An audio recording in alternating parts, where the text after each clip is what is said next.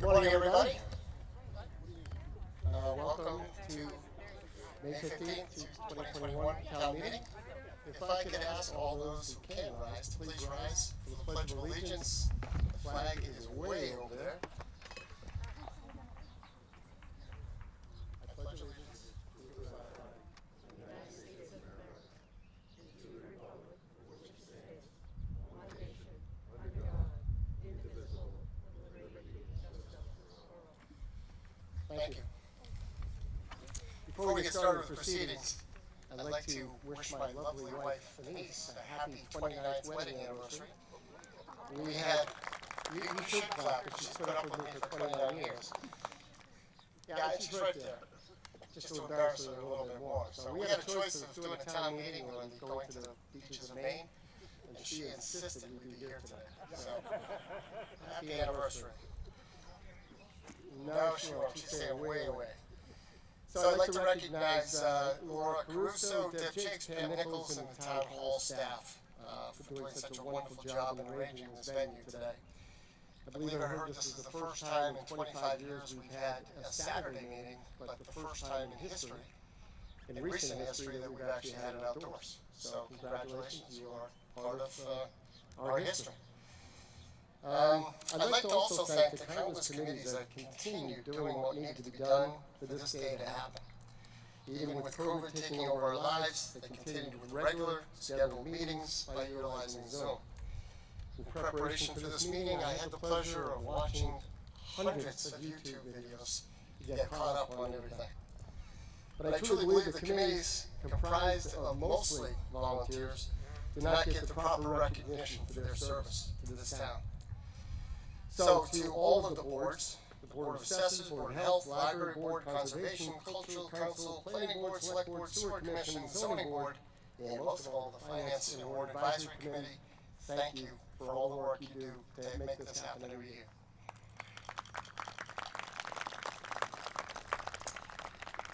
It has always been a time-honored tradition to recognize those people we lost during the last fiscal year. So this year, we'd like to recognize a number of people. Angela Bailey, who was the school librarian, substitute teacher, Richard Heasold, the sewer commissioner, and Bernice Plant, who was an election staff member.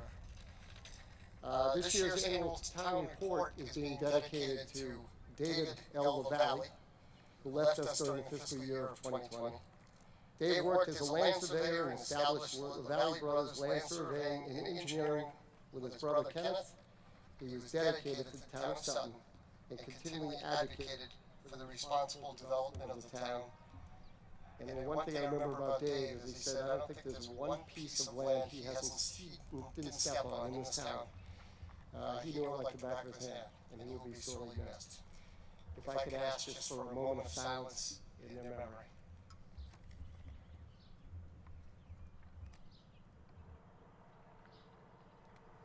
Thank you. Now for the fun part. Go through the general rules. Non-residents or non-voting members of the audience should be seated in the marked area way over there. They don't want you to speak at all. Given permission, some of these individuals will be granted to speak on an article given their role within the town of Sutton or their association with an article. A reminder that unless you are a registered voter, you cannot vocalize a response of yea or nay. We've had that happen before when it comes to voting on an article. I ask that anyone addressing an article for discussion to please go to one of the 4 microphones we have set up around here. Once you are there, please state your name and your address for the record, even if we think we all know you. Speak directly into the microphone so everyone can hear you clearly. This event actually is being recorded. It's not live, but it's being recorded, so I'm sure other people want to hear your comments. During the discussion phase, please address any questions to me, and I will hopefully find a responsible party to turn to get you in the answer. As I do every year at the Springtown meeting, I need to appoint a deputy moderator in the event I'm unable to fulfill my duties as town moderator. I'd like to appoint Mr. John Greenlaw to the position of deputy moderator. Can I have a second? Thank you. All those in favor of Mr. Greenlaw, please signify by saying aye. All those opposed. Good, he's not here, so that's good. For the record, the town of Sutton has adopted Chapter 39, Section 15 of the general laws requiring a 2/3 vote by statute. The vote need not be counted unless the reported results of the vote are immediately questioned by 7 or more voters in attendance at this meeting. With your permission, I will limit debate on any article by an individual to 3 minutes during the discussion phase and 5 minutes for presentations. Any individual wanting to add to the initial remarks, we ask that you wait until everybody speaks before you come back up to the microphone. If actually I can get a second on the motion, so there is actually a motion there of eliminating debate. If I can get a second. All those in favor, please signify by saying aye. All those opposed. Thank you. You guys are already warmed up. Good. Tellers have been appointed in case we need them to tally any votes. The tellers have been sworn in by the town clerk. They'll be utilized if we need a standing count. I will dispense with the reading of the warrant. The town clerk will note the return of the warrant was properly posted and properly returned. Thank you, Laura. There are 36 articles on the warrant today. The articles will be taken in the order that they were placed on the warrant. I remind everyone that motions made at the meeting may refer to the article as presented in the warrant. It is important that people read the warrant article in case you need further clarification. This meeting is for the voting residents of Sutton. By being here today, you have an important role of making decisions that affect the future of this town. And for that, I really appreciate everyone that is here today. Thank you. We will now proceed with Article 1, sponsored by the Board of Selectmen, who will hopefully be known as the Select Board today. So with that, I'd like to turn it over to Wendy Mead, the Chair of the Select Board. Thank you. I don't think you're on. Hello. There you go. I think you get a little close. Article 1. I move that the town receive the reports of the town officers and committees. Second that. Okay. Finance Advisory Committee, your recommendation? Mr. Moderator, the FinCom voted 7-0 to recommend passage of this article as it is a standard article to accept town reports. Now open for discussion. Seeing none, all those in favor of Article 1 signify by saying aye. Aye. All those opposed. I declare Article 1 passes by unanimous vote. Article 2. Thank you. Article 2. I move that the town vote to authorize the cemetery commissioners to employ themselves in the work of the several cemeteries and to fix the compensation to be paid from appropriations for said department. Thank you. Finance and Warrant Advisory Committee, your recommendation? The FinCom voted 7-0 to recommend passage of this article. This is a standard article to allow the cemetery commissioners to employ themselves in the work of their department. Now open for discussion.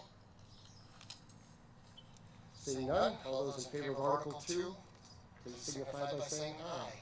Aye. All those opposed. Again, passes by unanimous vote. Article 3. I move that the town vote to authorize the Board of Health to employ themselves in the performance of their work necessary to maintain health standards set by their department and to fix the compensation to be paid from appropriations for said department. Thank you. FinCom, your recommendation? The FinCom voted 7-0 to recommend passage of this article. Okay, open for discussion again. All right, all those in favor of Article 3 signify by saying aye. Aye. All those opposed. Article 3 passes by unanimous vote. Article 4. I move that the town vote to appropriate the following sums for the operation of the sewer department for fiscal year 2022. Salary and wages, $244,651. Operation and maintenance, $569,827, for a total of $814,478. And its funding therefore, the town vote to raise at $814,478 as follows. User fees. That's fine. I think you got it all. It's all on the record. There you go. Finance and Warrant Advisory Committee, your recommendation? The FinCom voted 7-0 to recommend passage of this article, as it is the annual authorization of the sewer department budget. Now open for discussion. All right, seeing none, all those in favor of Article 4 signify by saying aye. Aye. All those opposed. Article 4 passes by unanimous vote. Article 5. I move that the town vote to appropriate the following sums for the operation of the transfer station for fiscal year 2022. Salary and wages, $63,396. Operation and maintenance, $100,275, for a total of $163,671. In its funding, therefore, the town raised the $163,671 as follows. User fees, $163,671. Okay, have a motion and second. FinCom? The FinCom voted 7-0 to recommend passage of this article, as it is the annual authorization of the transfer station budget. Okay, open for discussion. Okay, with none, all those in favor of Article 5 signify by saying aye. Aye. All those opposed. Passes by unanimous vote. Article 6. I move that the town vote to fund the operating budget for fiscal year 2022 period in the following manner. General government, $1,860,360. Public safety, $3,009,182. Education, $19,056,468. Public Works, $1,011,509. Health and Human Services, $359,665. Recreation and Culture, $269,417. Debt and interest, $457,226. Insurance and employee benefits, $5,307,066. Transfer to Capital Stabilization Fund, $671,162, for a total of $35,002,055. And that article be funded in the following manner. Raise and appropriate the amount of $34,625,196. A transfer from Capital Stabilization Fund, $261,672. A transfer from other reserves, $3,448. A transfer from Sewer Enterprise Fund for indirect costs, $89,164.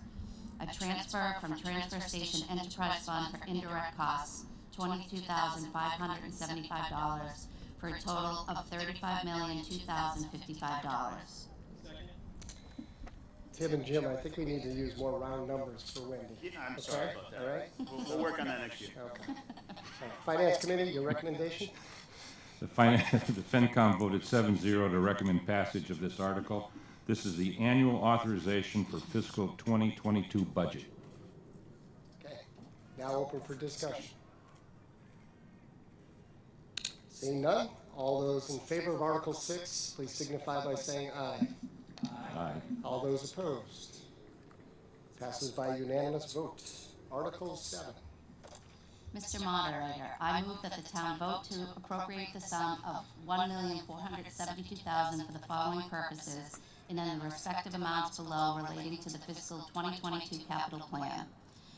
School, for large chiller for early learning center, $130,000, raise and appropriate. For school, elementary library carpet, $21,000 from free cash. Highway, tree removal, $30,000, raise and appropriate. Town, painting of town hall, $125,000, raise and appropriate. Town, Stevens Pond repair, $20,000 from free cash. Town, roof hearse garage, $5,000, free cash. Waters Farm, ceiling of the roof, $13,000 from free cash. Schools, replace gym flooring in the early learning center and elementary school, $70,000, free cash. Police, vehicle replacement, $105,000, raise and appropriate. Police, fiber radio for the Whitens Road sewer, $120,000 free cash. Police, additional portable radios, $7,000 free cash. Schools, Chromebooks repairs and replace, $10,000 from free cash. Schools, wastewater membrane, $15,000 free cash. Schools, middle school, high school entrance doors, $10,000, raise and appropriate. Schools, robotics lab, $50,000 free cash. Town clerk, voting tabulators, $20,000 from free cash. Fire, radio upgrade and equipment, $150,000 from free cash. Highway, purchase of chip box, $11,000 free cash. Highway, sidewalk machine for plowing, $100,000 free cash. Highway, full radio system upgrade, $210,000 free cash. Highway, replace backhoe with wheeled excavator, $140,000 free cash. Town, design septic system, $30,000 free cash. Sewer, various pump equipment and mixers, $80,000 from sewer retained earnings for a total of $1,472,000. And to meet this appropriation, to raise and appropriate $400,000, transfer the sum of $992,000 from free cash, and to transfer the sum of $80,000 from sewer retained earnings. And further, to authorize the Board of Selectmen to take any other action to carry out these projects, and that any unspent items from this capital plan will be returned to the original funding source for future appropriation. Thank you. Thank you, Wendy. Finance Committee, your recommendation? The FinCom voted 7-0 to recommend passage of this article. This is the fiscal 2022 capital plan and is an integral part of the town's budget. Thank you. Now open for discussion. Seeing none, all those in favor of Article 7, please signify by saying aye. Aye. Any opposed? Okay, passes by unanimous vote. Article 8. Mr. Moderator, I move that the town vote to transfer the sum of $56,800 from free cash to fund a deficit of $50,000 in the fiscal 2021 snow and ice appropriation and a deficit of $6,800 in fiscal 2021 landfill monitoring appropriation, and to transfer the sum of $56,800 from free cash to the following line items in the fiscal 2021 budget. Snow and ice account, $50,000. Landfill monitoring account, $6,800. Thank you. Finance and Warrant Advisory Committee, your recommendation? FinCom voted 7-0 to recommend passage of this article. This article allows for the transfer of available funds to cover deficits that arose during the fiscal year, such as snow and ice. Thank you. Now open for discussion. Okay. All those in favor of Article 8, please signify by saying aye. Aye. All those opposed? Article 8 passes by unanimous vote. Article 9. Mr. Moderator, I move that the town vote to authorize the treasurer, with the approval of the Board of Selectmen, to borrow in anticipation of reimbursement by the Commonwealth of Massachusetts for the town's share of state aid to highways under Chapter 90 in accordance with Mass General Law, Chapter 44, Section 6A. Second. Second. Thank you. FinCom, recommendation? FinCom voted 7-0 to recommend passage of this article. Chapter 90 provides state aid for roads and highway projects. This article allows the town to proceed with the expenditures while awaiting state reimbursement. Now open for discussion. Seeing none, all those in favor of Article 9 signify by saying aye. Aye. Any opposed? Also passes by unanimous vote. Article 10. Mr. Moderator, I move that the town vote to transfer the following amounts from line items in the financial year 2020 budget and approve payment of the following prior year invoices as follows. Home Depot Credit Services, $1,996.42 to be paid from highway, planning, building, and human resources expense line items. LHS Associates, $4,554.15 to be paid from the town clerk's expense line item.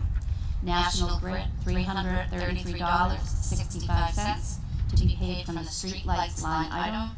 And Weston and Sampson, $6,800 to be paid from the landfill monitoring line item. Thank you. FinCom, your recommendation? FinCom voted 7-0 to recommend passage of this article. Now open for discussion. All right, this is one of those infamous 4/5 vote, so if you guys can make it unanimous, I don't have to do math. So all those in favor of Article 10, please signify by saying aye. Aye. Any opposed? Thank you. Article 10 passes by unanimous vote. Article 11. Mr. Moderator, I move that the town vote to approve Article 11 as printed in the warrant. Okay. Thank you. Finance Committee, your recommendation. FinCom voted 7-0 to recommend passage of this article. Now open for discussion. Okay, seeing none, all those in favor of Article 11 signify by saying aye. Aye. All those opposed. Article 11 passes by unanimous vote. Article 12. Mr. Moderator, I move that the town vote to create a special purpose stabilization fund to be known as the Health Insurance Stabilization Fund under Mass General Law, Chapter 40, Section 5B, for the purpose of setting aside funds for future health insurance costs, and further that the town transfer $300,000 from fiscal year 2021 health insurance appropriation into said fund. Thank you. Finance and Warrant Advisory Committee, your recommendation. FinCom voted 7-0 to recommend passage of this article. Okay, now open for discussion. This requires a 2/3 vote. So all those in favor of Article 12, please signify by saying aye. Aye. Any opposed? Article 12 passes by unanimous vote. Article 13. Mr. Moderator, I move that the town vote to transfer $305,000 from free cash to the Special Education Tuition Stabilization Fund, which was established under Article 11 of the May 9, 2026 annual town meeting. 2016. I apologize. Okay. Just As to make amended. sure. Okay. All right. Finance and Warrant Advisory Committee. FinCom voted 7-0 to recommend passage of this article. Okay. Open for discussion. Seeing none, all those in favor of Article 13, please signify by saying aye. Aye. Any opposed? Article 13 passes by unanimous vote. Article 14. Mr. Moderator, I move that the town vote to transfer $390,000 from free cash to the other post-employment benefits, otherwise known as OPEB trust fund. FinCom, your recommendation? FinCom voted 7-0 to recommend passage of this article. This is the annual transfer of funds to the other post-employment benefits account in accordance with the town's liability funding policy. Thank you. It's now open for discussion. All those in favor of Article 14, please signify by saying aye. Aye. All those opposed. Article 14 passes by unanimous vote. Article 15. Mr. Moderator, I move that the town vote to approve Article 15 as printed in the warrant. Finance and Warrant Advisory Committee. The FinCom voted 7-0 to recommend passage of this article. Okay. Open for discussion.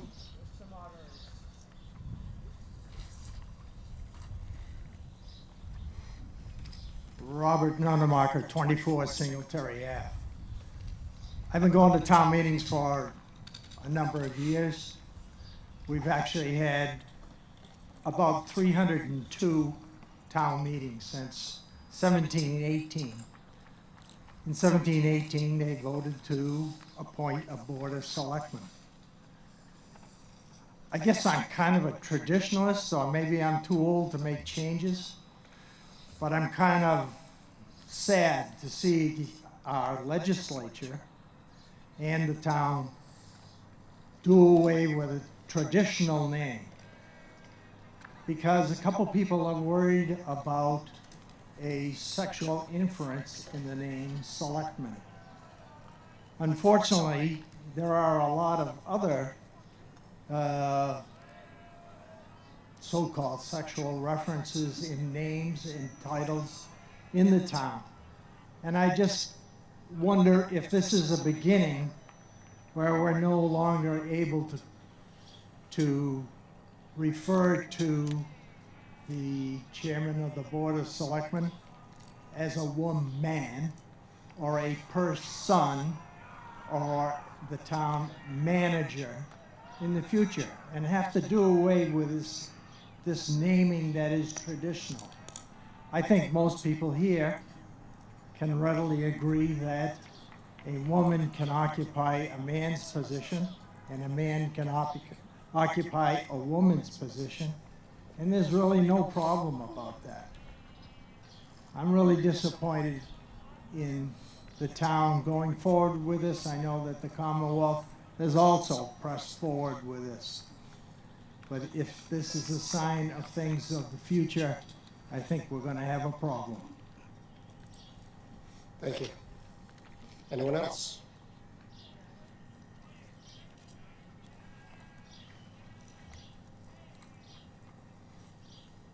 Christine Goodwin. I'm at 480 Boston Road. I respect your opinion. I think a lot of people have learned to listen to what the general folks want, and I don't agree with your opinion. I think that as a woman, to have it be called a select board doesn't mean that it's sexist or it's it requires, you know, us to be all one board. And I think it has nothing to do with individual gender, but it's for all. Thank you.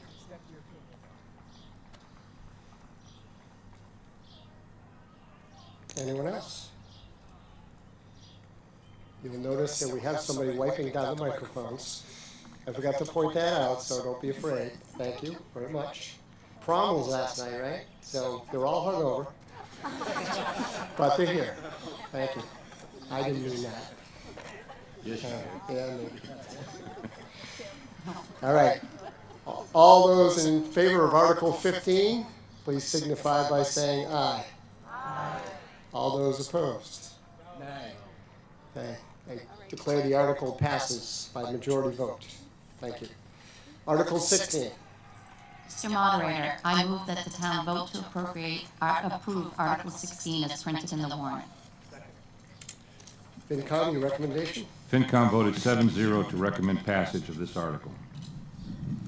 Okay. Now open for discussion.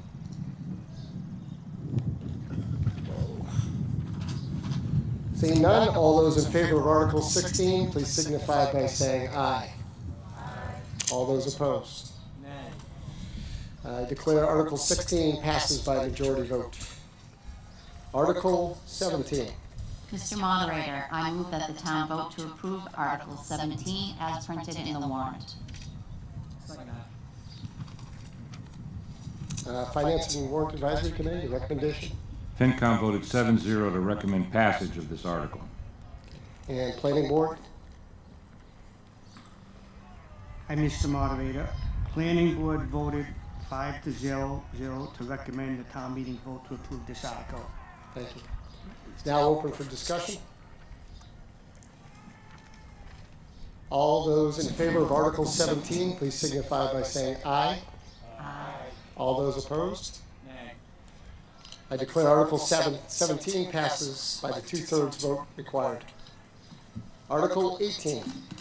Mr. Moderator, I move that the town vote to amend General Bylaws Section 34.15 Enforcement A, subsection 1, by deleting the text shown in a strike-through as printed in the warrant. FinCom, your recommendation? The Finance and Warrant Committee voted 8-0 to recommend passage of this article. This article is for language clarity. Open for discussion.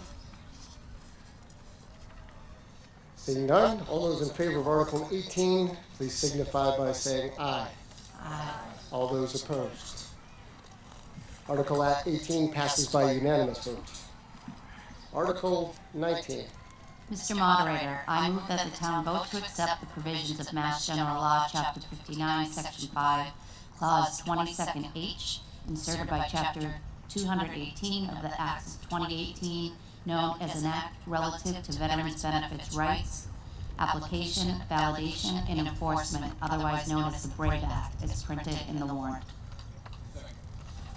FinCom, your recommendation? FinCom voted 8-0 to recommend passage of this article. Okay. Now open for discussion.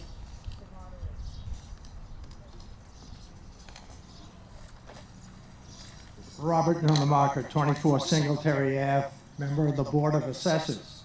I'm not against this article, but for every article that we vote here today, there's always a cause and effect. And in this particular case, the effect would be that those people that are affected would get a zero tax bill, and rightfully so. But it also means that the rest of the people in the town and the businesses will pick up the difference. Okay, anyone else? Seeing no further discussion, all those in favor of Article 19, please signify by saying aye. Aye. All those opposed? Passes by unanimous vote.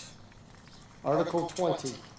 Mr. Moderator, I move that the town vote to authorize the Board of Selectmen to acquire by purchase, gift, and/or eminent domain all or a portion of the parcel of land located at 28 Waters Road, Sutton, Massachusetts, containing 6.001 acres, more or less, shown as Parcel A, on a plan recorded with the Worcester South Registry of Deeds in Plan Book 767, page 53, and being a portion of the premises described in the deed recorded in Book 23850, page 279, on such terms and conditions as the Board of Selectmen deems appropriate, to transfer from free cash $145,000 and $80,000 from the Conservation Trust Fund, to fund the acquisition and costs incidental or related thereto, and further, to authorize the Board of Selectmen to take any and all actions and execute any and all documents as may be necessary or convenient to accomplish the foregoing acquisition. Thank you. FinCom, your recommendation? FinCom voted 8-0 to recommend passage of this article. Now open for discussion. All right, with none, all those in favor of Article 20, please signify by saying aye. Aye. All those opposed? Article 20 passes by unanimous vote. Article 21. Mr. Moderator, I move that the town vote to approve Article 21 as printed in the warrant. FinCom, your recommendation? FinCom voted 8-0 to recommend passage of this article. Open for discussion.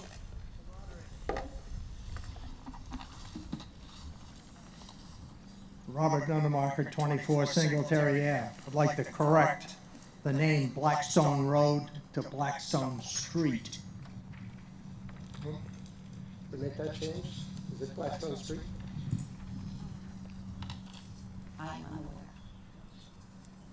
Anyone?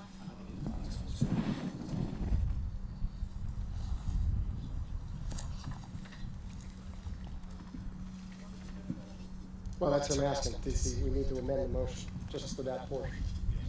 Yeah. Yeah. So we're gonna make a motion to that amendment to approve it. We just need a majority vote to change it to Blackstone Street.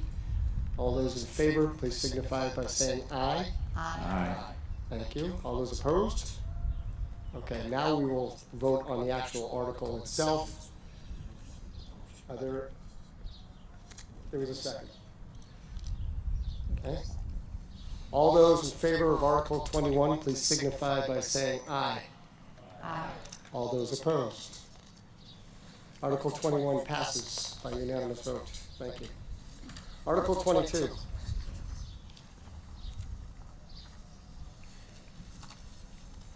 Pardon me. Conservation Commission, I think. I believe so. That's correct. Mr. Lance. My- And your entourage. Bill Wentz, 154 Dodge Hill Road, Chair of Sutton Conservation. Would you like me to read the entire article in? I know there was some confusion on it, so if you could, I'd appreciate it. Just real quickly. Thank you.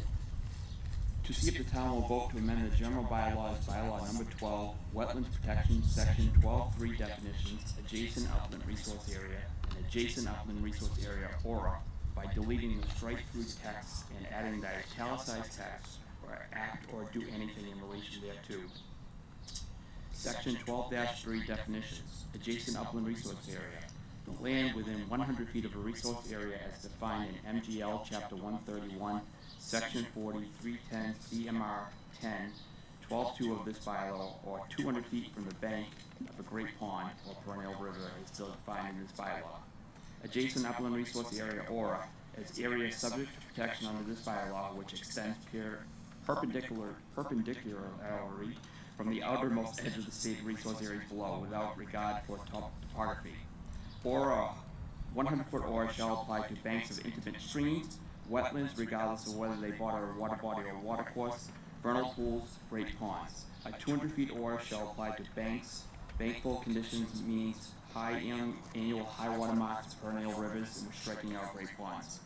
Or shall not apply to the following: land under water bodies and waterways, bordering land subject to flooding, water bodies less than 1/4 of an acre and foot in size, and isolated land subject to flooding. My apologies to the select board and the FinCom committee. We were unaware of this meeting and would have been there to present. And what we're asking to do is have this Sutton bylaw reflect the state of Massachusetts bylaw, which is only 100 feet from a pond, which would be Singletary, Manchog, and Ransom. And our reasoning behind that is the majority of those properties, they're 199 feet away, have a file in front of us at the tune of $500 to $600, never mind time and everybody's time, for us just to pass it for them to take a tree down. We do not want to stop people from taking a tree down, so it will be the state bylaw, 100 to the water, and from 100 to 200 feet would not be our jurisdiction anymore. Thank you for that clarification. FinCom, your recommendation? You want me to read what we wrote here? Or, No, I would just say your recommendation. I really just think that we needed to hear the whole situation. So if you just want to read your recommendation, that's fine. Right. Yes. Oh, sorry. We do need a second on the motion. Sorry about that. I'll second.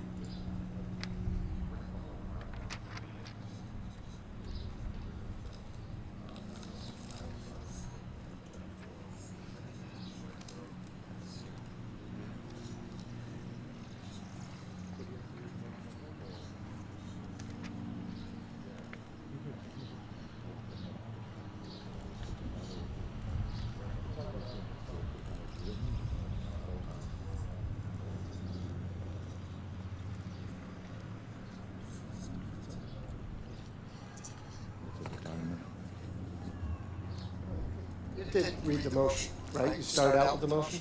I can read it again. You can read it again, I make a please. motion, Just- Mr. Moderator, I make a motion that the town vote to amend the general bylaws, bylaw number 12, Wetlands Protection Act, section 12-3, definitions, adjacent upland resource area and adjacent upland resource area aura, by deleting the strike-through text and adding the italicized text as printed in the warrant. I second. Thank you. Thank you. Finance and Warrant Advisory Committee, your recommendation. FinCom, because no one from the Conservation Committee represented this article to the committee, we voted 8-0 to take no action. This article pertains to conservation and amending, is it ARA? Is that how you pronounce it? And there was a question why the article only had to do with great ponds and not also rivers. The Riverfront Act is protected by the Commonwealth of Massachusetts. They do not go over 100 feet through the Commonwealth of Mass, so we're asking the Sutton bylaw to copy or mimic the Massachusetts bylaw. So it would only affect the ponds. No, your answer is we. Oh, I'm sorry, the state has a 200-foot jurisdiction already on the streams, perennial streams, not the ponds. Okay. So, go ahead. That's me. Can I ask the other people in the committee if they had questions? Sure. Does anybody have any additional questions? But yeah, well, this is open for discussion. That really is open to anyone. So it doesn't matter if you're on a board or anything else. So it is now further open for discussion. And if I could ask you just to wipe down that mic, just please. Thank you. I think this is a little high. My name is Joyce Smith, 35 Bond Hollow Road, Sutton, Mass. To refer to what the Finance Committee had talked about, you cannot reduce the 200 feet because that is a state law.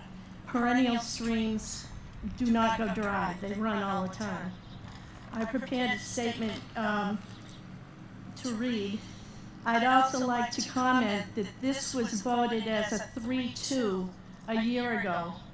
And there was some question about whether it should go forward. The Conservation Commission, when this was voted, I was a member of, and other people have joined and left, so this does not reflect the present Conservation Commission. They had in the minutes of March 3rd, they were going to have a meeting on it, and then they never did. So they have never voted on this particular article, the present commission. So I would like to explain what approval of this article would mean. The state of Massachusetts passed the Wetlands Protection Act in 1972 to protect the public interest and made the Conservation Commission the regulatory authority under the DEP. Most towns have enacted bylaws that exceed the state minimums. As of 2019, 210 Massachusetts towns out of 312 passed such bylaws. 100 foot is the minimum, and it's actually the distance between 2 telephone poles. Sutton's bylaw added an additional 100 feet of protection to the public interest around our great ponds. What this means is that anyone wanting to do work within 200 feet of the water must file with the Conservation Commission to make sure the activity would not harm the resource. It doesn't mean that it is a no-touch zone. It means the project is evaluated so that no harm to the resource would result. The only people that would benefit from the reduction of protection would be individuals with land in the 200 to 100 foot jurisdiction, could clear cut or do anything they wanted to without oversight. I believe it is in the public interest to leave the jurisdiction as it is. We have beautiful lakes, and the present bylaw has served Sutton well. I would hope that lake property owners would want to safeguard the water quality to maintain their property values.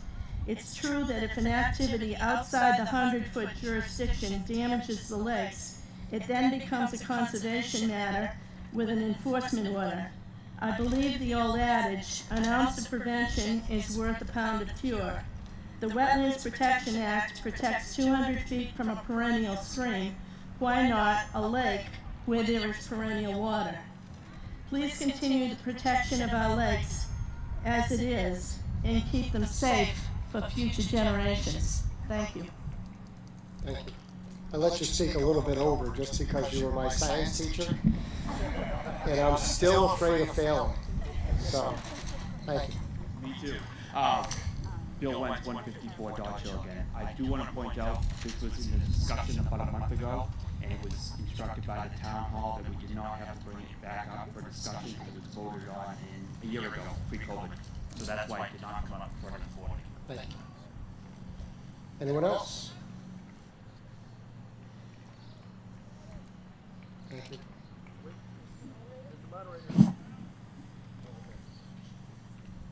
Christine Goodwin, 480 Boston Road. I think overregulating is not a good thing, and if the state has decided that 100 feet is what should be used, then I think we should stay with what the state regs are. Thank you. I wish we could bring the mic to you.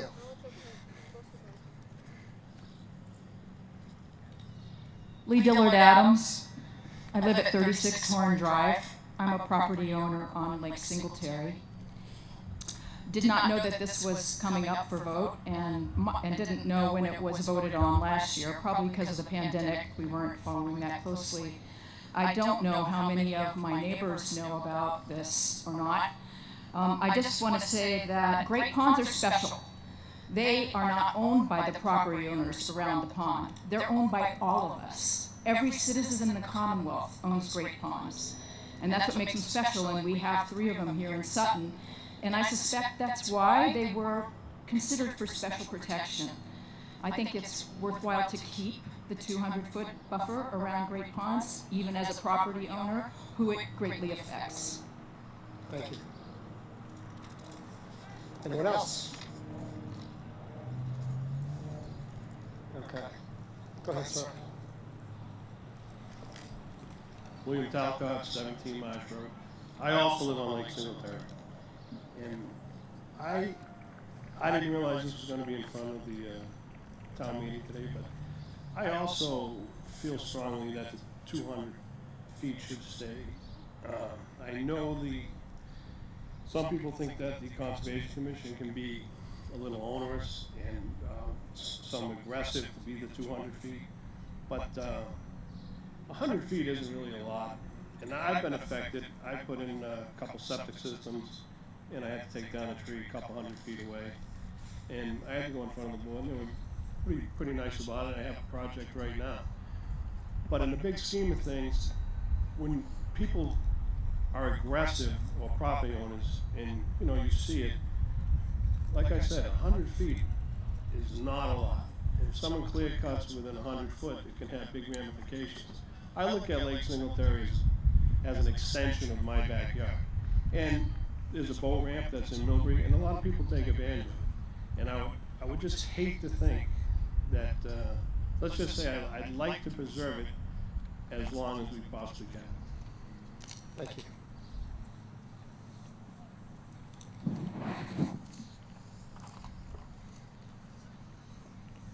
Joyce Smith, 35 Bond Hollow Road. I'd just like to correct something that Mr. Wentz said.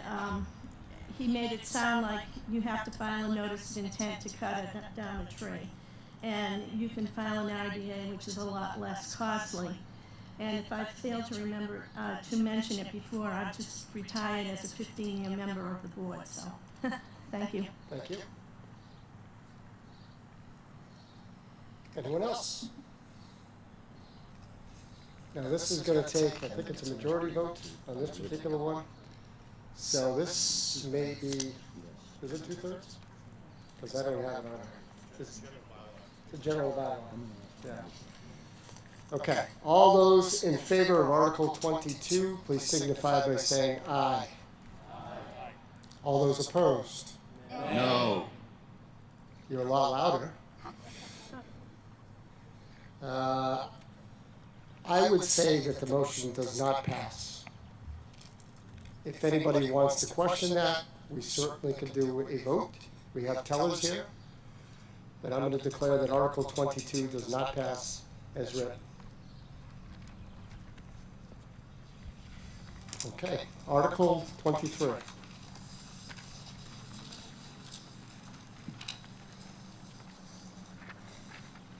Planning board? Thank you.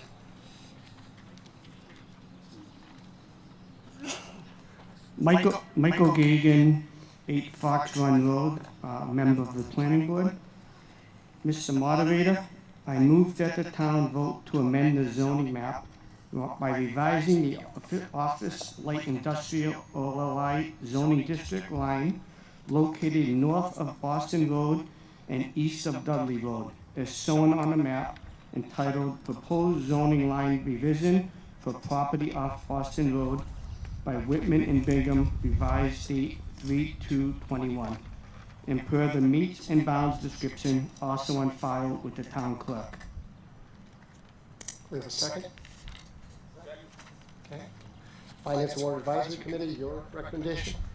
FinCom voted 7-0 to recommend passage of this article. The committee concurs with the planning board recommendation. In Planning Board, your recommendation?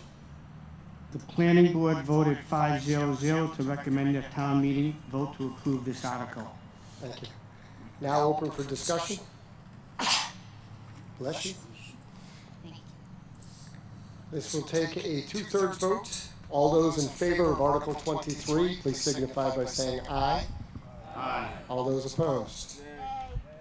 Article 23 passes by the required 2/3 vote. Article 24.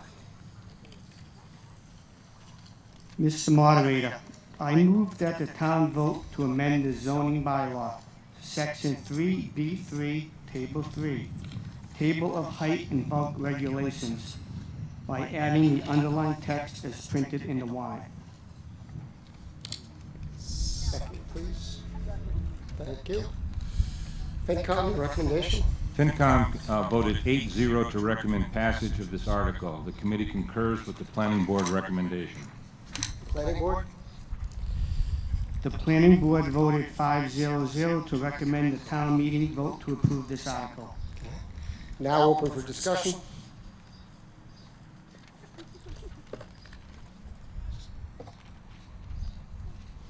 Thank you.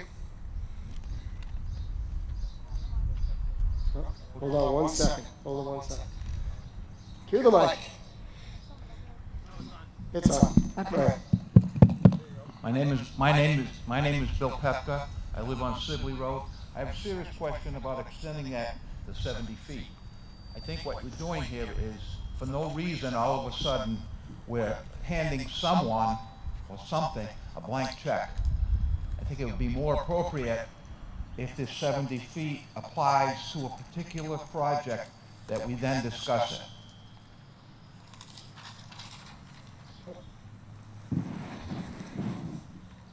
Kyle Bergeson, 11 Andrews Drive, part of the planning board. I just want to be stated that this is a special permit, which means the planning board does hold a lot of revision, evaluation, and thoroughly goes through the application of the building or project. Okay, so for clarification, it is not to actually go to the 70 feet, it's a special permit to apply for. Okay, so everybody understands. Hopefully I've not said that incorrectly, but, right? Okay. Right. Anything else? Open for discussion? Right here. Oops, sorry. It's okay. Kat DeMasso Azzaroni, 21 Jared Drive. I live in a neighborhood that abuts one of the OLI districts in town. 2 years ago, there was an article brought up at town meeting to extend the height from 45 feet to 60 feet. And there was a lot of opposition then. We were able to vote against it. And our reasoning is the same now. I'm going to read something that's directly from the town of Sutton's website. This is the community profile. The town of Sutton is a rural community located in the heart of the Blackstone Valley, minutes from Worcester and the Mass Pike, and just 15 minutes from the Rhode Island border. Our excellent schools, rural character, and safe surroundings make Sutton the ideal environment to live and to raise a family. I would like to say that I think adjusting this limit to a 75 height is inappropriate. It's totally detrimental to the character of our neighborhood and to the character of the town. At the industrial park on Gilmore Drive, you've seen the latest two buildings go up. That's Prime Metals and the IBA buildings. Those are at a 45-foot height, and I would say that those buildings have absolutely been detrimental to the neighborhood of Mendon Road right nearby. I cannot imagine seeing buildings that are 75 feet high in the town of Sutton, and I don't think it's appropriate. Thanks. Thank you. Just to clarify, I believe it's 70 feet, not 75. Sorry, I do think in a previous meeting, were we discussing 75 feet, or am I imagining that? I just know the motion at hand is at 70 feet. Thank you. 70 feet. Thank you.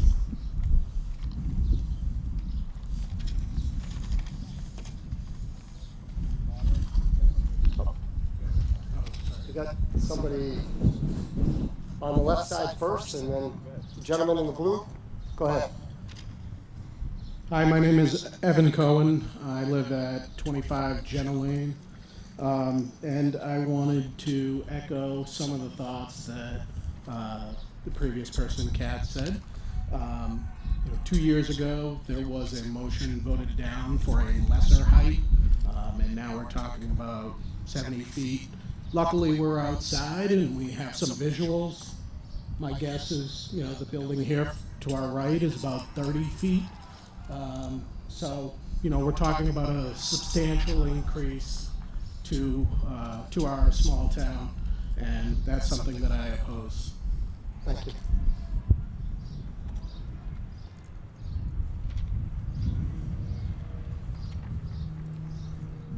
I'm Bill Babin. I live on Bridge Road. I've been a resident of the town since 1975, and I would be in favor of this height increase.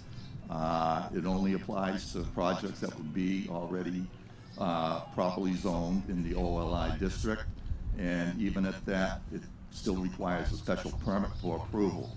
I think voting this down is going to limit the town as to what we can get for industry coming in to help our tax base. So I am in favor of passing it. Thank you.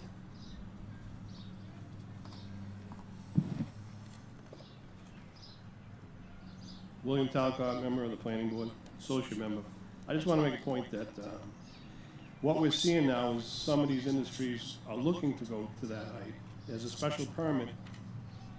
It's still going to have to go through certain baselines that was already reiterated, but also the OLI district in Sutton is only 3.5% of the total area. We're not talking, it's not going to be there or next door to mostly very select couple spots. Thank you. Yes, ma'am.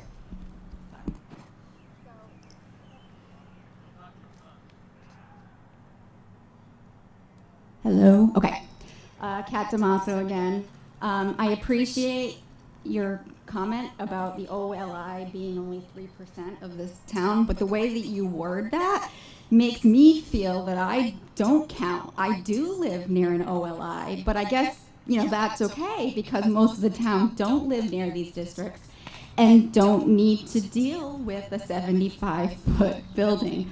I don't think that even with a special permit and all of the discussions, I don't think that type of development belongs anywhere in this town, special permit or not. Thanks. Thank you.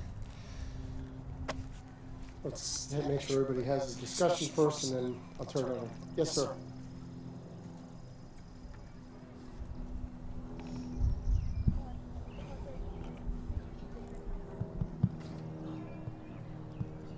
Yep, we can hear. It's on? Yep. Robert Liddy, 20 Cedar Hill Road, Sutton. As mentioned, the special permit is required for the building. The industrial park on the south end of town is up on a hill, very noticeable, and I think conditions need to be taken into consideration, when you consider development. This long abandoned OLI district has been an eyesore for the town, undeveloped, no taxes for the town. I think this just allows a special permit to happen. Different circumstances to be taken into account, the elevations of the building, the visibility from the road, all that. So I don't think it's appropriate to not at least allow the opportunity of a special permit to come before the town. By all means, everything should be looked at the special permit meetings, but this just opens up realistic development in that area. Thank you. Okay, moderator recognizes Jen Hagar. Oh. You're not recognized. You're Okay, not I'm recognized. unrecognized. Sorry. Sorry about that. I really apologize. Hi, I'm Courtney Legenda. I live at 30 Jenna Lane. I know we've talked a lot about the look and feel of such a building, but I also would like many of you with children or grandchildren to also consider these neighborhoods that are going to be truly impact for the safety of the children that reside. In the neighborhood that we're describing next to the OLI, there are upwards of 20 children under the age of 12 riding bikes, scooters, walking, running, animals. This type of traffic and noise that encompasses the size of a building like this has tremendous impact to the child that we purposely brought into this town for safety and culture. Thank you. Before I hand it over to Jen, anyone else? Nope, we got another one. Thank you. Hi, I'm Kim Mulvihill from 22 Jenna Lane. I don't have much to add to my neighbors. However, I think it would be helpful to clarify what happens if a building comes before the 45 feet approval process. That's in the hands of the board, and the community can come to meetings, but it can, our ability to influence it is much more difficult. So having it at the 45-foot limit, there's been a lot of development in this town, like Kat mentioned on Mendon Road, that is an eyesore, was probably very concerning to the community there. And, you know, that feels to me like the limit we should be considering in our town. Those are big industries, and they still have an impact. Thank you. Thank you. One over here. Yes, sir. Matt Pollard, 31 Douglas Road in Sutton. We've had articles pass with increased spending, yet we want to limit businesses that are looking to expand potentially upward, which will limit the amount of tax dollars that are coming in. Again, this is just allowing businesses to apply for a permit that potentially can increase the tax revenue coming in by allowing businesses to both expand upward if they can't go outward. Sir? They keep coming. Yeah, John Slocum, 32 Brown Road, Sutton.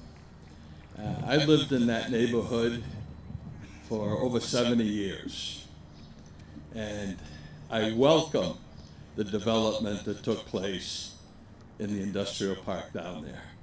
Back in the 50s and 60s, it was a gravel pit. Now we have some good income for the town. I can appreciate the concerns of those living on Jarrett Drive. However, that land has been zoned for OLI and commercial use for many, many years. And we cannot afford to turn away any industrial or commercial enterprises that meet the requirements of the zoning. You know, a developer could come in to any of these large parcels. We could vote down the zoning. They could go and put a 40B development in. The town would have absolutely no oversight in the development. And I think it's very wise for us to manage our zoning so that we can attract businesses that will pay taxes and have limited impact on the use of town services such as schools. If we had a 40B go in, we would be building more schools. We'd be spending another $100 million on schools. We would not get the revenue to pay for that from that housing. Industry will give us good revenue with much less impact on the tax rate. Thank you. Thank you.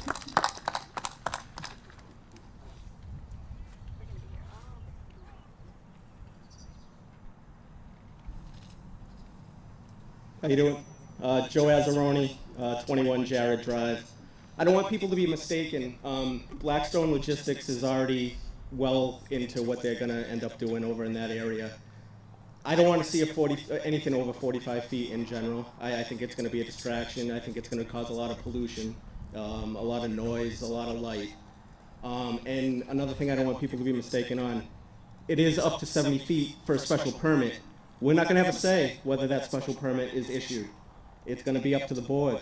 So from what I've seen in the past, they kind of hand those out pretty easily. So, you know what, 70 feet is going to come whether we like it or not. So I think we should vote this down. Thank you.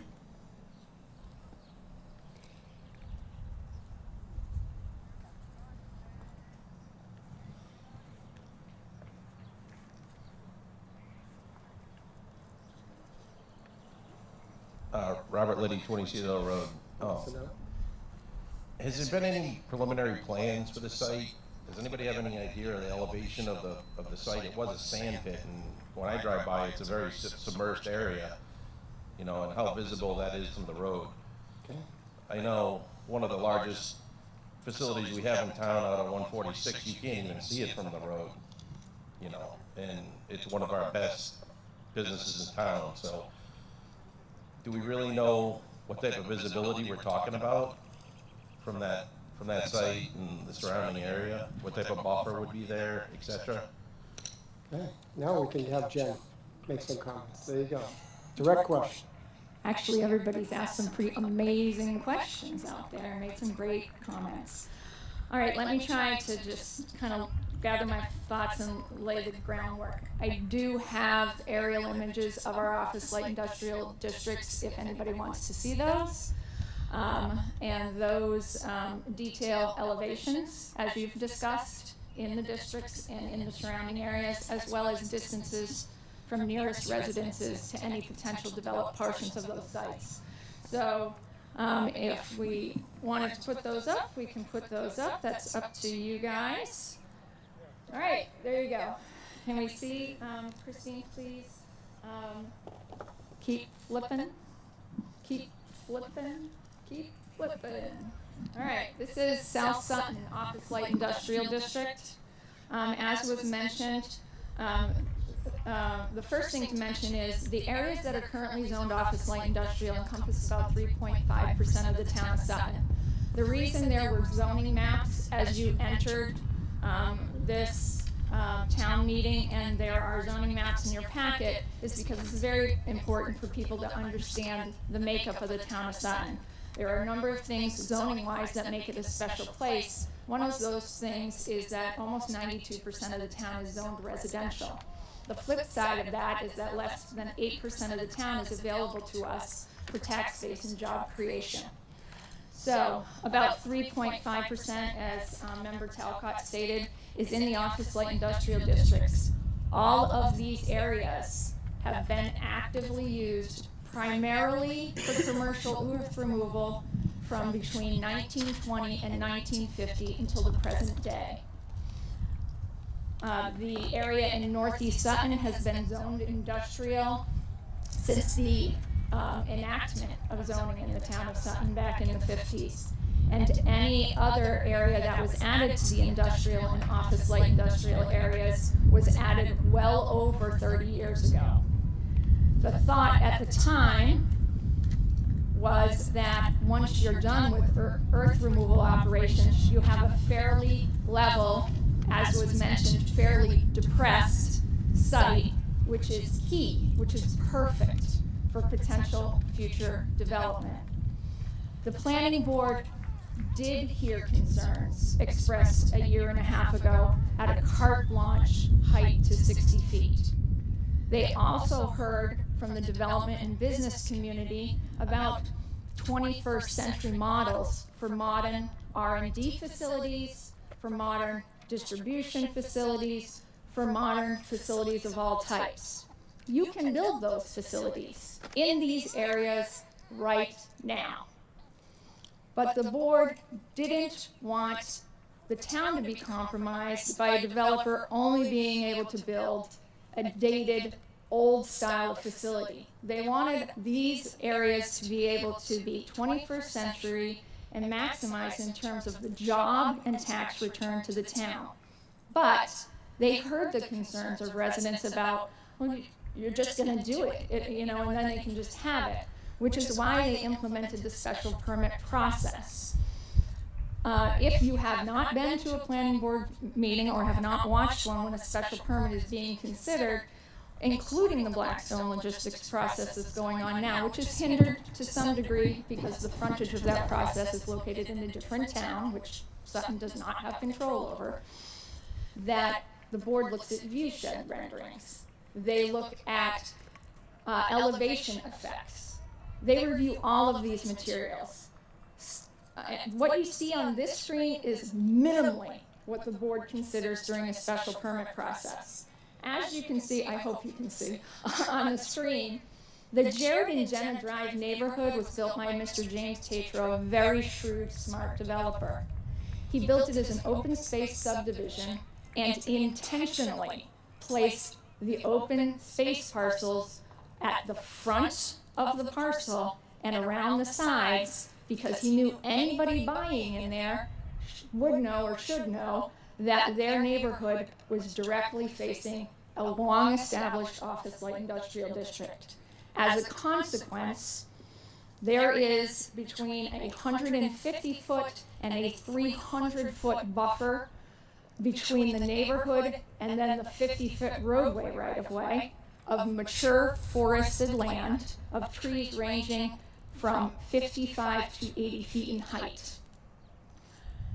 Then, as you can see by the drawing and the information provided through the Blackstone Logistics Project, there is a significant wetlands also at the corner of Oakhurst Road and Lackey Dam Road, which imposes by law another several hundred feet of buffer.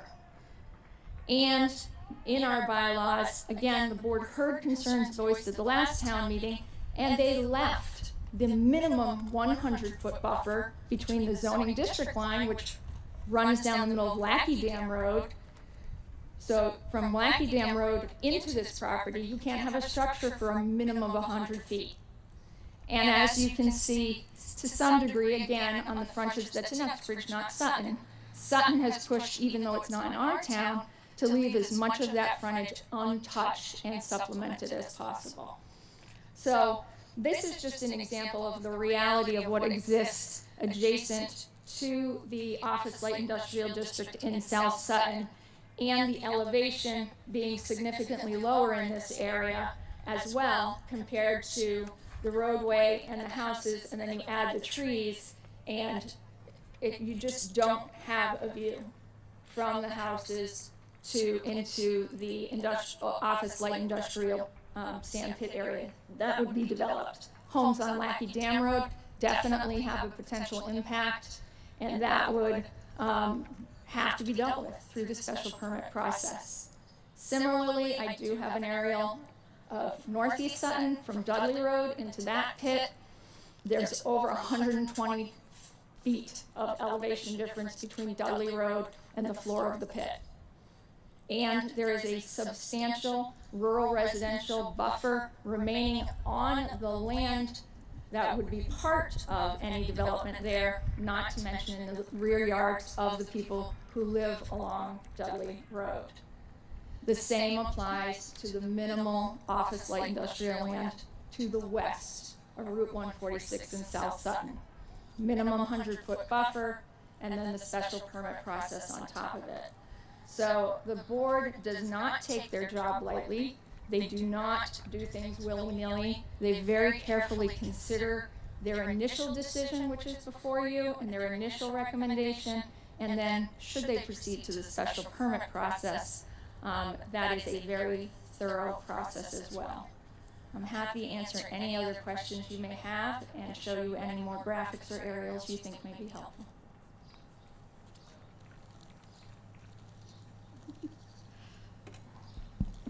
Hi, again, Kat from Jared Drive. Thank you for your commentary. That's very helpful for understanding some of the background on this. And I just want to clarify, I appreciate and know that the OLI has existed for decades. We moved into the neighborhood well knowing that that OLI district was there and that there would be future development. And we have been, fine with the ongoing projects. I know there was like a tent company approved for a parcel on Oakhurst. Even the Blackstone Logistics project, which doesn't seem to be hindered by the height requirements, although that may be outside of the these discussions because it being in another town. However, I would like to ask a question. I don't know if anyone here has the answer. How much tax revenue is Prime Metals and IBA bringing into the town now and for the next 10 years? Jim, do you have anything on that? I'd probably defer to the assessors.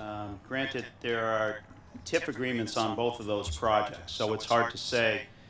After 15 years, when the TIF expires, receive about $150,000, I believe, on Prime Metals, and maybe another 50 to 70,000 on IBA. After 15 years expiration. Just one more clarification. The Blackstone Logistics Center is in the Route 146 overlay district. It allows that building to go up to 45 feet. The remainder of the office light industrial land in South Sutton and all of the office light industrial district in northeast Sutton is not in the 146 overlay, which means any structures in those areas are actually restricted to 35 feet. If you've taken a look at the height table in the town of Sutton's bylaw, which is in your packets today, that is the height of every district in this town, rural residential included. So we're capping office light industrial development that is not directly adjacent to Route 146 to 35 feet. And then the other commentary is, without a doubt, the Prime Metals building and the IBA building are visible. Those buildings are at their not even 45 feet, but both of those buildings sit on a 40-foot high hill, which is a little bit different in terms of visibility and visual impact as compared to a structure, I believe Atlas Box, that was referred to before, which sat in an old sand pit and is not very visible from the highway. So that base elevation is important and is part of that special permit consideration process. So understanding, again, this is a very contentious article. What I'm going to do is to hear, unless anyone has anything to add, I think everybody has kind of come in with their opinions. So what I'd like to do is to, absolutely, you'll be able to speak. Yeah. Hold on, we've got a gentleman over here that wants to speak. I'm going to let him speak first. Again, Bill Pepka from Sibley Road. Some questions and comments about previous speakers. One thing I do object is any consideration or any opinion as to 40B. I think that's totally irrelevant. That's totally out of the question here. It's nothing to do with this. I can suggest to you that everyone here, well, we've heard talk about elevations in that district. There's no determination of where any building will be placed on that piece of property. If somebody wanted to come in, they have to go through the permit process. However, if it's allowed to go to 70 feet and they meet that requirement, it's very difficult to deny a permit. Everyone is suggesting that it's a permit session. Well, that permit secession can be overturned. They can go to court and unrule it. If they meet the requirements, any builder, they can go ahead. And if they have to, they can seek remedy in law. Further, I just want to remind people, you're talking about a tax. It was mentioned that the two businesses at Gilmore were given tips, which is a reduction of taxes. Somebody comes in there, they're going to look for a reduction of taxes. Also, you have to remember that the taxes in town, I believe, are based on the footprint, not the square footage. So what we're talking about is how big the base of the building is taxed on that, not the height or the amount of square footage, which would be in the height. So I ask people reject this. At this point, come back with a plan. If somebody wants to do something, show us something definite. Don't just leave it to the permitting society. Thank you.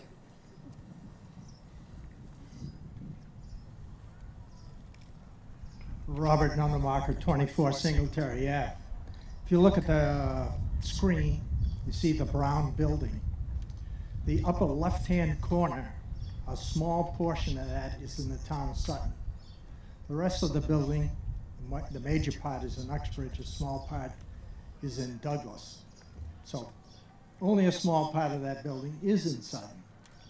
But this change in the bylaw applies to all the OLI areas that we have in town. And we can't forget that particular thing. It doesn't apply to just this area here.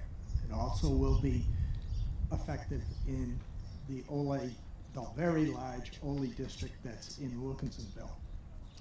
My question is, if this 70-foot fails to pass today, will that terminate this particular building?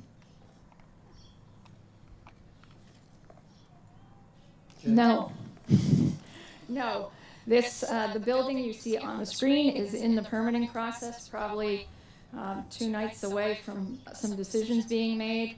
It is located in Sutton's Office Light Industrial District. It is currently capped at 45 feet. Unfortunately, there is a debate now whether the fact that they have recessed docks along both sides of the building actually will cause a problem for this building to move forward, because those docks are recessed 4 feet, which means, according to our definition, it is 49 feet tall. So this building could actually have a problem under our existing bylaws.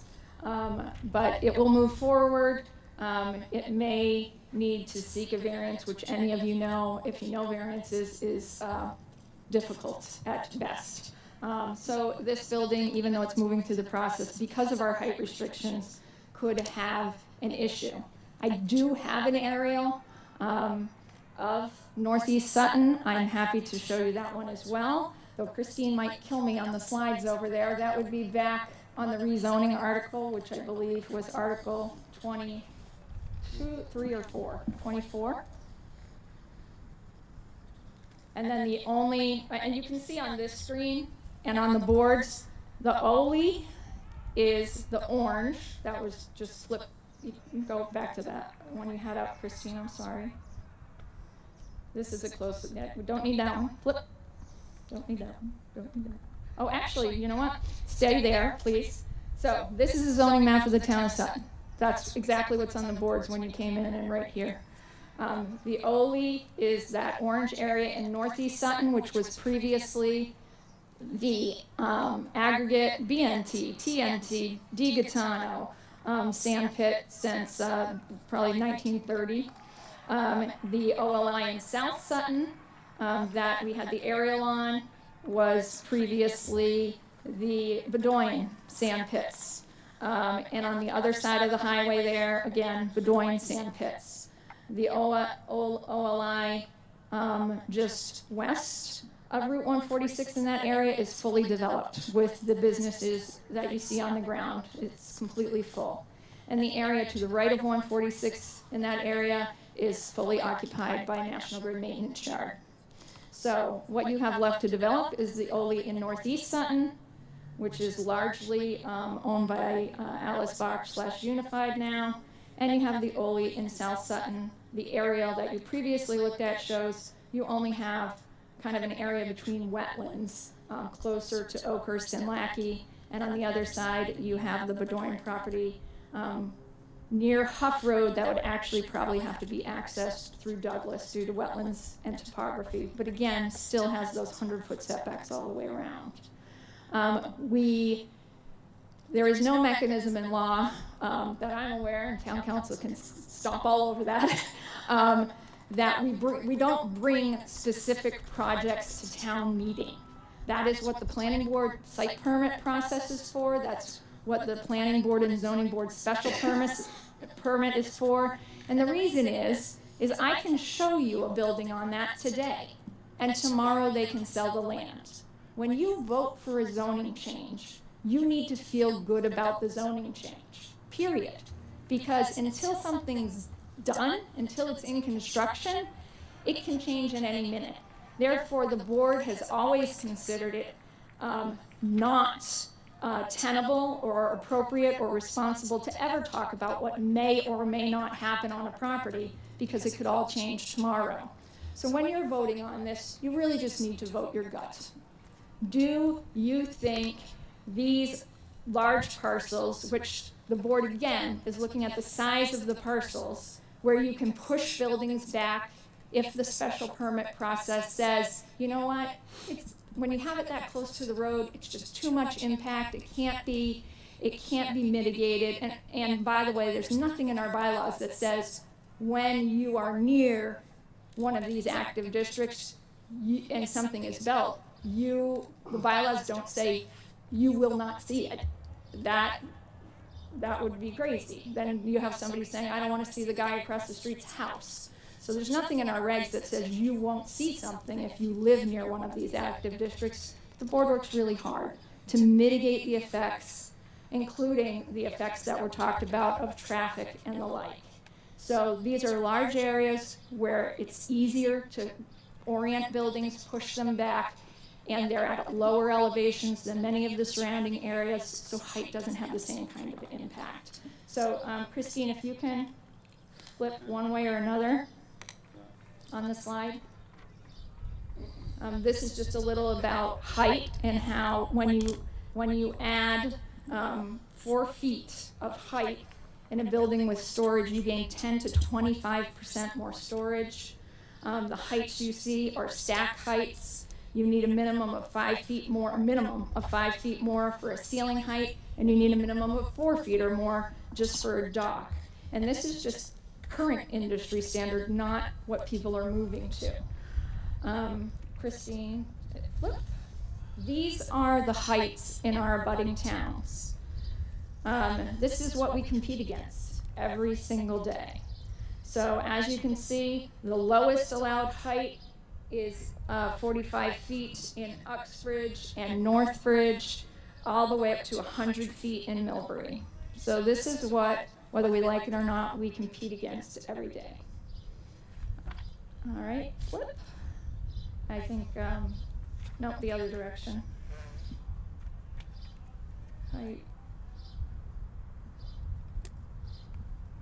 Go back the other way to the rezoning, article. I think it's article, yeah, there you go.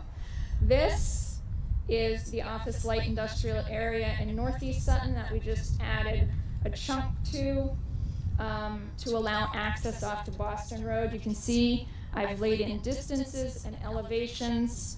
There is a tiny bit of the district not shown on this aerial, but this is pretty much it. Pretty much our last stand for significant development in the town of Sutton. And you can see the elevations up on Dudley Road are 530 plus feet, and in the pit at floor level, you're anywhere between 350 and 400 feet. So you have a significant elevation distance there. So that those buildings like Atlas Box on 146, that was also developed in an old sand pit, sit down. And again, you're looking at almost 400 acres here. So there's all kinds of ability to work with the site, work with the special permit process, and shift buildings back and away to help mitigate any potential impacts. Mr. Moderator, I move the vote, please. Move the question. Okay. So there is a motion on the floor to move the question to a vote. We got a second. All those in favor?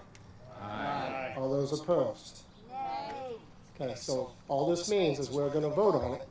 So you don't want to vote nay, really. You just want to vote, and then you can voice your opinion. Okay, does everybody understand now? Right? Now this requires a 2/3 vote. Okay, so all those that are in favor of Article 24, please signify by saying aye. Aye. All those opposed? Nay. I declare the article passed by the 2/3 required vote. Article 25.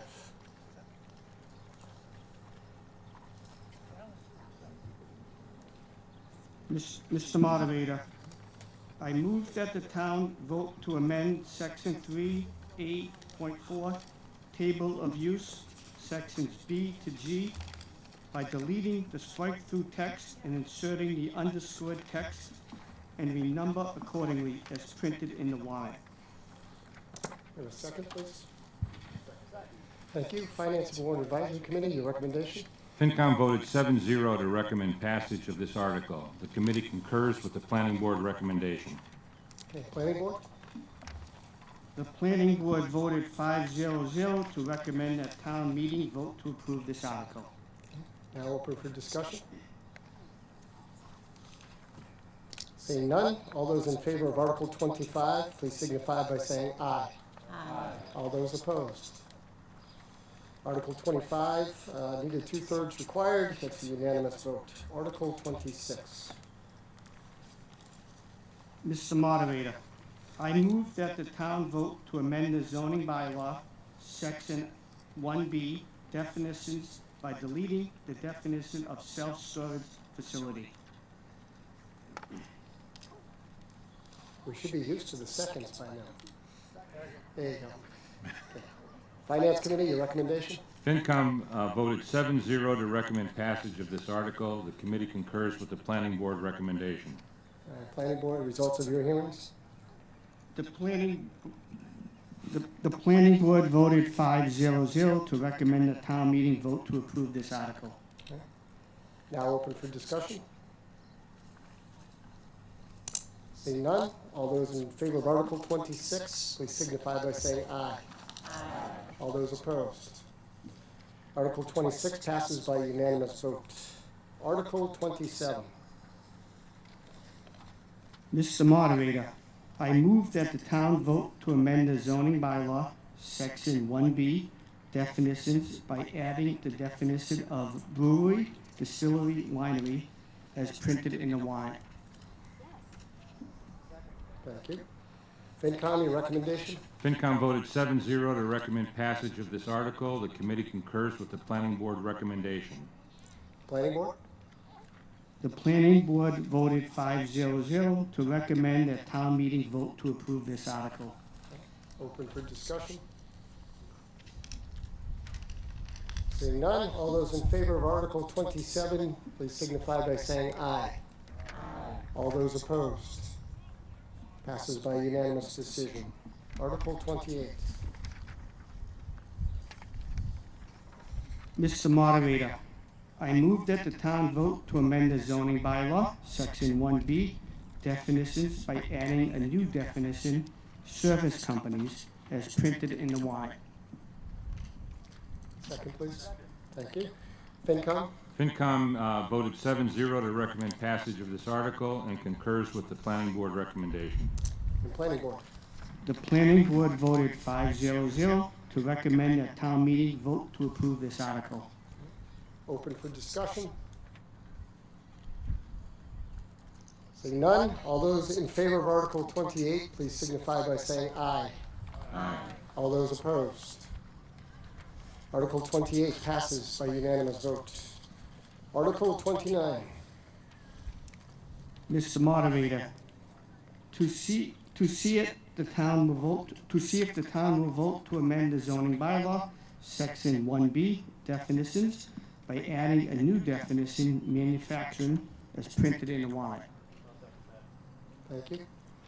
FinCom, your recommendation? FinCom voted 7-0 to recommend passage of this article and concurs with the planning board recommendation. And planning board? The planning board voted 5-0-0 to recommend that town meeting vote to approve this article. Open for discussion. Okay, with none, all those in favor of Article 29, please signify by saying aye. Aye. Any opposed? Article 29 passes by unanimous vote. Article 30. Mr. Moderator, I move that the town vote to amend the zoning bylaw, Section 1B, definitions, by adding new definitions, warehouse and distribution, and fulfillment center, as printed in this warrant. Thank you. FinCom? FinCom voted 7-0 to recommend passage of this article and concurs with the planning board recommendation. Okay, planning board, results of your hearing? The planning board voted 5-0-0 to recommend that town meeting vote to approve this article. Open for discussion. Okay, with none, all those in favor of Article 30, please signify by saying aye. Aye. Any opposed? Article 30 passes by unanimous vote. Article 31. Mr. Moderator, I move that the town vote to amend the zoning bylaw, Section 1B, definitions, by adding a new definition, package freight delivery company, as printed in the warrant. Thank you. Finance Warrant Advisory Committee? FinCom voted 7-0 to recommend passage of this article and concurs with the planning board recommendation. And planning board? The planning board voted 5-0-0 to recommend that town meeting vote to approve this article. Open for discussion. Okay. All those in favor of Article 31 signify by saying aye. Aye. Any opposed? Article 31 passes by unanimous vote. Article 32.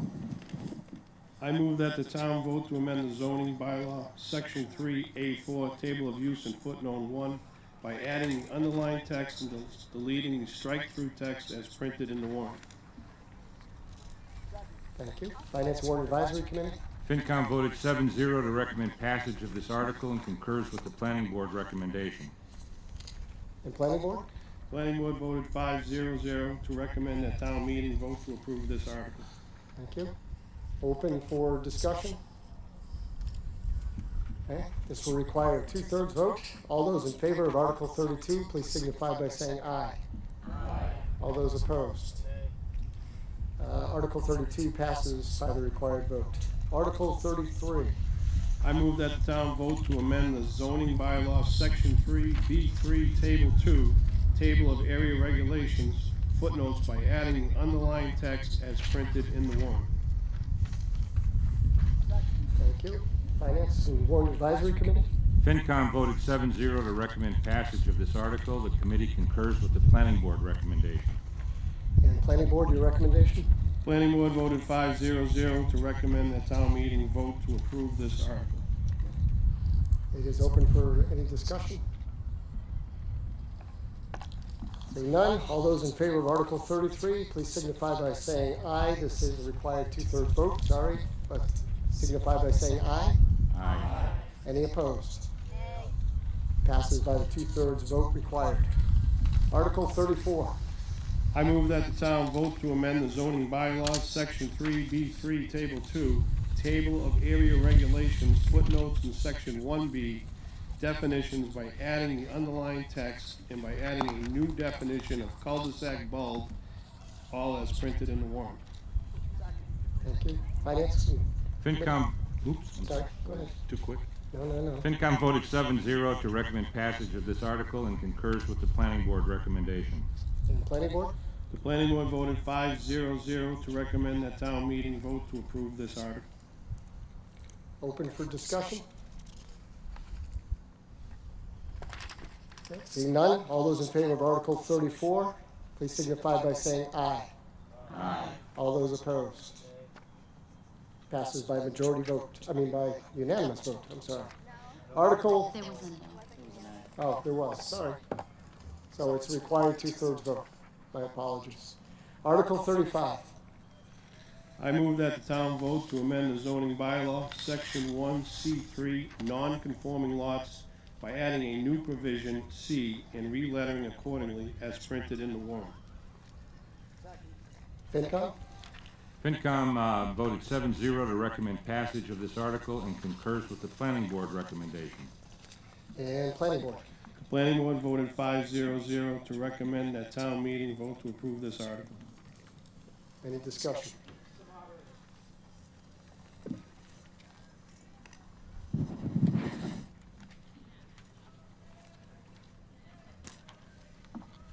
Robert Nunnemacher, 24 Singletary Ave, Board of Assessors. This particular article affects us. And over the years, the Commonwealth and general laws have kind of done away with what was referred to as grandfathered lots. You could have 2 lots, 3 lots, 4 lots, side by side that met the zoning at that particular time. And they would be all buildable, of course. And subsequently, the town increases the frontage requirement or the area requirement for lots, making these lots substandard, but still buildable for a length of time. And that length of time is 5 years, I believe. And since it's been a long time since we've changed our areas and frontage requirements, there are a number of parcels in town that are substandard. There's been a policy of the Board of Assessors, if someone owns 2 of these lots side by side, in other words, the property lines that touch, we price them together. Generally, that means that the taxpayer will only get 1 tax bill instead of 2, and he will not be paying for 2 house lots, he'd be only paying for 1. And that we have presently over 400 parcels in town that are combined. That doesn't mean they all met the particular requirements of this particular bylaw. When this was first presented to the board, I asked the planning board for a list of parcels that they thought would apply or fall under this particular thing. I have never received that list. So I have no idea of how many parcels that this would apply to. But in my mind, when you approve this particular article, if you had two lots that conformed at that particular time, side by side, the house is on one lot, I'm gonna look at the other parcel as a buildable lot, and the taxpayer will be paying for two buildable lots. Now, I know that there are other things that one has to go through to get this building permit, but in my experience in the town of Sutton, it's not very difficult to get that. It creates a problem for us is how do we treat everybody fairly in the town? If somebody has a buildable lot that miraculously appears upon a street, he should have been paying taxes just like everybody else in the town. And this particular thing will create a problem for us. I know this is kind of in response to a particular court case that the town has, but as I said at the beginning, I don't believe it was a town-induced problem. I believe it was the general court changing the laws about grandfathered lots and the courts themselves saying that these lots have become unbuildable after a certain length of time. Any other discussion, questions? Yes, ma'am.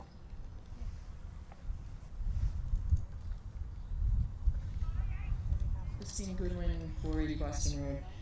Is this only applying to existing lots that are on a map, not somebody who has a non-conforming lot that would like to subdivide it later because they have 50 feet of extra frontage? Is that, I mean, I just would like clarification to know if that's only existing lots. Yes, only existing lots. Thank you. Jen? Anybody feel they need more explanation? All right. It's getting hot and my bald spot is starting to really burn here. The assessors were not provided with the list. They were provided with my best shot at GIS mapping because visual is often better, in my opinion. It came down to maybe at tops a few dozen lots because we're talking lots of a particular size with particular frontage, side by side, in particular ownership. So as you can see kind of in the language you're looking at, if you're used to reading that kind of language, there's 5 Bryce criteria for a lot to even get to a point where you can then apply to the zoning board and they can make an additional finding. So the assessors would not have to do anything until somebody applies for a special permit and is granted one. So it doesn't convey automatic buildable status on anybody or additional taxes on anybody unless they successfully meet all base criteria and then apply to the Zoning Board of Appeals for the special permit. The board did look at this in response to a lawsuit, and once they looked at it, they considered it an issue of equity. I'll go into it further if you want, but that would be what I have to say currently. Thank you, Jen. Anybody else? Okay. All those in favor of Article 35, please signify by saying aye. Aye. All those opposed? Okay. I declare the article passes by the required 2/3 vote. Article 36. I move that the town vote to amend the zoning bylaw, section 6H2C, by deleting the strike-through text and adding the underlying text as printed in the warrant. Thank you. FinCom? FinCom voted 7-0 to recommend passage of this article. The committee concurs with the planning board recommendation. And Planning Board, your recommendation? The planning board voted 5-0-0 to recommend that town meeting vote to approve this article. Now open for discussion. Seeing none, all those in favor of Article 36, please signify by saying aye. Aye. All those opposed? Okay, passes by the required 2/3 vote. Thank you. So before I ask for a motion to adjourn, I do want to thank everybody who was here doing their duty. I appreciate it. And, you know, a comment was made earlier about the public input. And a lot of the meetings that they have for the planning board, conservation, are open to the public. There's a public forum portion of it. So if you do feel that you want to attend those meetings, the website is excellent, suttonma.org, to kind of see when those meetings are taking place. But many of those meetings are for you, the citizens, to voice your opinion at that point, at that time. So I encourage you to do that. So again, thank you for this, and I'll take a motion to adjourn. Mr. Moderator, I'd like to make a motion to adjourn. Okay, all those in favor, please signify by saying aye. Aye. All those opposed? Jesse? No? Okay, all right. Thank you very much. Hey, you guys have a great summer. Yeah, I know.